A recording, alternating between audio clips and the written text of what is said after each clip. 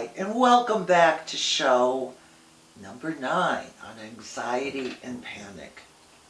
And teaching you or trying to explain to you that you don't have to live with fear. You are in control of your actions. You are in control of every day you wake up. And when you go to bed at night, try not to anticipate what's going to happen tomorrow. I know that's hard to do. And I know it's very difficult not to play things out in your mind that is really, really important to you. And you play them out 5 different ways.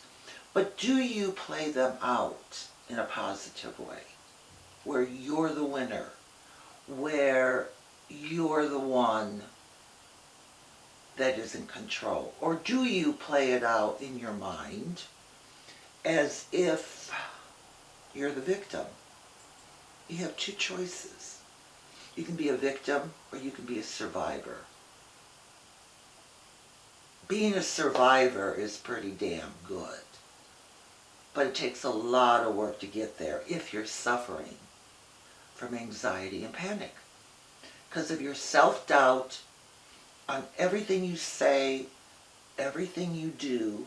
I mean, have you had a situation where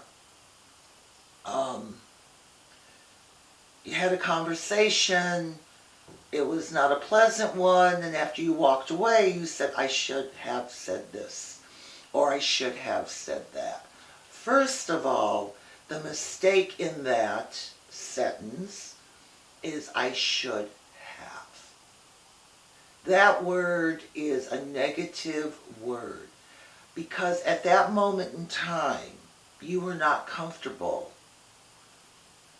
for whatever reason. It could be you wanted that person to like you, or you felt that person was right even though you knew they were wrong. You know, that hamster wheel keeps going. So you're second guessing yourself. And that's a hard thing to learn not to do. But you can do it. You definitely can. I got a letter from a woman in Los Angeles. She's an actress. She's a talent. She travels a lot. She is like the best in her line of work. Clients call her, Fortune 500 companies call her, work with her. And it took her a while to work out of the self-doubt. Now she has a roommate, and this roommate probably is a lovely girl. But she irritates the lady who wrote in. The lady that wrote in is not a morning person, cannot talk in the morning. I'm like that too. I am not a morning person. I want my coffee. Don't talk to me. I need to allow time, and so does she. And everything the roommate will do will irritate her. Now, talking with her kind of reminded her that this roommate probably grew up not having a lot of attention. And maybe her parents yelled at her a lot, but she found comfort in that. You know how people who have a marriage forever and they bicker? Well, this is what this roommate, I think, grew up with. So when the woman who wrote in said she's tired of it, well, I'm thinking the roommate is looking at her as her mother. She finds comfort in irritating her. So you see, there's all kinds of different reactions. Unfortunately, no matter how old we are, our childhood or the way we grew up in our environment plays a very big part of who you are today as an adult. And unless someone points it out to you and you don't like that trait, It's a comfortable trait, but you don't like it. That's kind of that line, and you want to get rid of it. You need to be reminded of it. And I think you can remind yourself. Maybe there were things your mother or father, and I'm talking to people who are in their 30s, 40s, 50s, 60s. There were traits in your mother and father you did not like or admire. And you find yourself from time to time, you're doing them. And you know you're doing them.